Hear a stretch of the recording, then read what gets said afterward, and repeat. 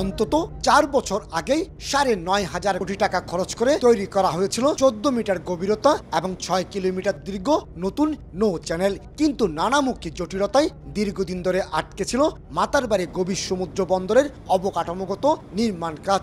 অবশেষে বন্দরের সেই জটগুলো খুলতে শুরু করেছে। আর তাই আগামী অক্টোবরে জাহাজ বেড়ার জেটি, টার্মিনাল, শেড এবং কন্টেনার ইয়ার্ড নির্মাণ কাজ শুরুর অনুমতির অপেক্ষায় রয়েছে প্যান্টা ওশান এবং টয়া কর্পোরেশন নামে দুটি জাপানি প্রতিষ্ঠান। মাতারবাড়ি টার্মিনালটা যখন হবে তখন আপনারা জানেন যে এখানে প্রায় 13 থেকে 14 মিটার ড্রাফটের জাহাজ আসবে।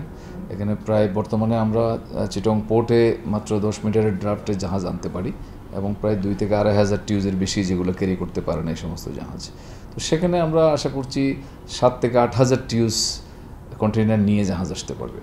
তো এটা একদিক দিয়ে দেশের অর্থনীতিতে একটা ভালো অবদান রাখবে। 17,000 কোটি টাকার এই মাতারবাড়ি প্রকল্পের প্রথম পর্যায়ে সিভিল ওয়ার্কে খরচ হবে 5,500 কোটি টাকা, যন্ত্রপাতি কেনা হবে 900 কোটি টাকার, আর অবকাঠামোগত উন্নয়নে খরচ হবে 6,500 কোটি টাকায়।